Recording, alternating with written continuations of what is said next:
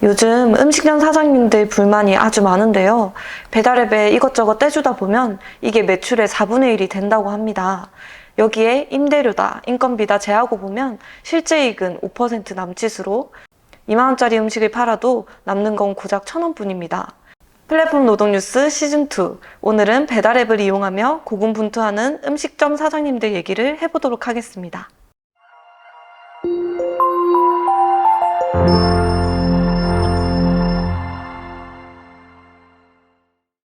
우리나라 최초의 배달앱은 2010년 등장한 배달통입니다. 그새 음식 배달 시장은 엄청나게 커졌는데요. 2017년 2조 7천억이던 시장 규모가 2021년에는 25조 7천억, 5년 만에 무려 9배 이상으로 증가하게 되었습니다. 이러다 보니 이제는 배달이 음식점 매출의 70% 정도를 차지하게 되고 배달앱이 없으면 장사를 못하는 상황까지 오게 되었는데요. 그런데 우리 사장님들은 배달앱에 불만이 많습니다. 그림을 보시면 배달앱을 통한 배달 방식을 알 수가 있습니다. 고객이 음식을 주문하는 과정에 배민, 요기요 같은 주문 중개업체가 있고요. 음식점이 고객에게 음식을 제공하는 과정에서 생각대로 바로고 같은 배달 대행 업체가 있습니다. 주문 중개와 배달 대행을 한 업체가 동시에 수행하는 경우도 있는데요. 배민원, 쿠팡이츠, 요기요 익스프레스가 그렇습니다. 음식점 사장님은 주문 중개업체, 배달 대행업체에 각각 비용을 지불합니다. 그런데 이 비용이 매출의 25%가량이 되는 것을 알고 계셨나요?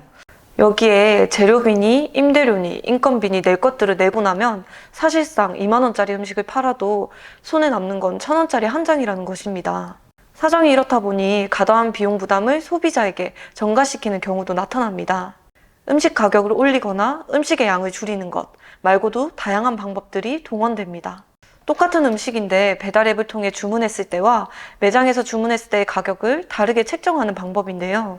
똑같은 김치볶음밥을 매장에서 시키면 7,500원인데 배달앱으로 시키면 8,000원으로 높아집니다. 치즈 김치볶음밥도 매장은 8,500원인데 배달앱은 9,000원인 식으로 말이죠. 배달앱별로 가격을 다르게 하기도 합니다. 새우튀김이 배민원에서는 5,000원인데 요기요에서는 5,500원인 식으로 말입니다. 이렇게 앱이냐 매장이냐, 앱이라면 어떤 앱이냐에 따라 음식값이 달라지는 것에 대한 규제가 현재로서는 없는 상황인데요. 배달 플랫폼에 대한 음식점 사장님들의 과도한 비용 지출이 근본 원인이라는 것은 확실해 보입니다. 다음으로 플랫폼 불공정 문제입니다. 비용 문제 말고도 배달 플랫폼의 덩치가 커지다 보니 생기는 구조적인 부작용도 많습니다. 몇 가지만 짚어보겠습니다. 음식점 사장님들은 이런 말씀을 하십니다. 평생 배달앱을 이용해 광고에도 내 고객 한 명도 생기지 않는다 라고 말이죠.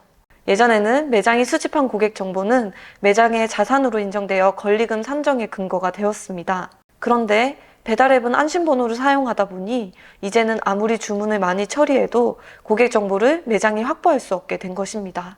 고객 리뷰의 경우도 마찬가지입니다.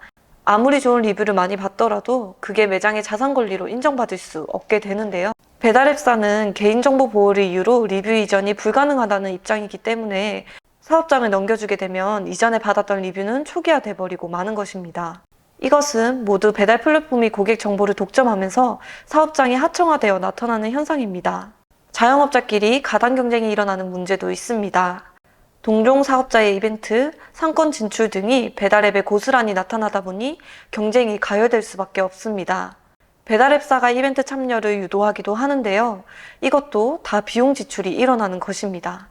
광고를 많이 구매해야 앱 상단에 배치해주기 때문에 광고비 압박도 심해지게 됩니다. 이런데도 앱 내의 음식점 노출 순서에 대한 기준은 공개되지 않고 있습니다. 음식점 사장님들은 비용만 잔뜩 짊어지고 그에 걸맞은 권리는 누리지 못하고 있는 셈입니다. 2021년 7월 현재 배달의 민족, 요기요, 쿠팡이츠 3개 업체의 시장 점유율 합계 97%. 이 배달앱들을 통하지 않고는 음식 장사를 할 수 없는 상황입니다. 음식점 사장님들은 비용만 증가시키는 늪인 줄 알면서도 배달앱에 빠져들 수밖에 없습니다. 어떻게 해야 할까요? 다음 영상에서 이것에 대해 살펴보도록 하겠습니다. 오늘의 영상은 여기까지입니다.